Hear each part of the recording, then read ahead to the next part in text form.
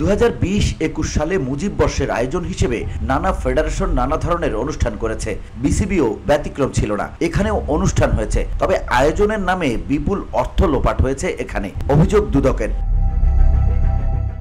মঙ্গলবার বেলা 12টায় বিসিবিতে এসে হাজির হন দুদকের কর্মকর্তারা। প্রায় 1 ঘন্টারও বেশি সময় ধরে চলে তাদের অভিযান। কি অভিযোগের ভিত্তিতে অভিযান তা দুই সহকারী পরিচালক আলামিন ও মাহমুদুল হাসান পরিষ্কার করেন অভিযান শেষে প্রেস ব্রিফিংয়ে। তখনই উঠে আসে মুজিব শতবর্ষের হয়ে যাওয়া এ জালিয়াতির খবর। সহকারী পরিচালক মাহমুদুল হাসান জানান, প্রাথমিকভাবে 19 কোটি টাকা সরানো হয়েছে বলে ধারণা করা হচ্ছে, কিন্তু সংখ্যাটা আরও বাড়তে পারে বলেও আভাস দেন তিনি।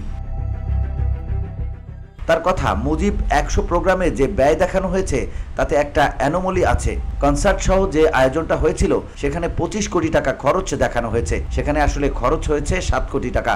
এখানে প্রায় 19 কোটি টাকা খরচ দেখানো হয়নি, না দেখিয়ে সরিয়ে ফেলা হয়েছে। ফিনান্স ডিপার্টমেন্টের কাছে আমরা ডকুমেন্টগুলো চেয়েছি। টিকিট বিক্রি বাবদ 2 কোটি টাকা আয় হয়েছে, এই 2 কোটি টাকাও আয়ে দেখানো হয়নি। আত্মসাতের ইস্যুটা যেটা, সেখানে অঙ্কটা আরো বাড়তে পারে। বরাদ্দ ছিল 15 কোটি, খরচ দেখানো হয়েছে 25 কোটি, আর খরচ আসলে হয়েছে মোটে 7 কোটি। শুধু মুজিব শতবর্ষে নয়, আরো অনেক খাতে জালিয়াতির আলামত খুঁজছে দুদক। এছাড়াও বিপিএল এর টিকিট বিক্রির বিষয়টিও সে আওতায় পড়ে। দুদক সহকারী পরিচালক আলামিন বলেন, আরেকটা বিষয় আমরা দেখেছি টিকিট সেলিং এর ব্যাপারে। আমরা দেখেছি যে তৃতীয় আসর থেকে দশম আসর পর্যন্ত 8 আসরে আয় দেখানো হয়েছে 15 কোটি টাকা, সেখানে গেলবার 1 আসরেই আয় হয়েছে 15 কোটি টাকা। এবার যখন বিসিবি বলল যে আমরা নিজেরাই টিকিট বিক্রি করব, তখন আয়টা বেড়ে দাঁড়ালো 13 কোটি টাকা। 8 বছরে 15 কোটি টাকা আর 1 বছরে 13 কোটি। কিভাবে এত বড় অ্যানোমলি হয় সেটা আমরা রেকর্ডপত্র সংগ্রহ করছি, তা পর্যালোচনা করে দেখব। এছাড়াও তৃতীয় বিভাগের দল নির্বাচনের ক্ষেত্রেও অনিয়মের অভিযোগ আছে। সে বিষয়ে সহকারী পরিচালক আলামিন বলেন, 2023 সাল সহ বিগত বছরগুলোয় কিভাবে দল নির্বাচন হয়েছে তা এখানে এসে আমরা দেখেছি।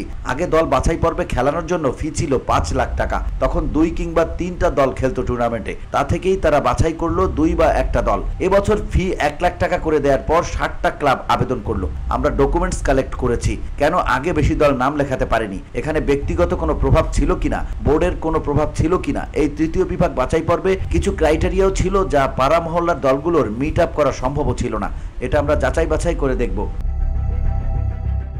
VOD Bangla news desk.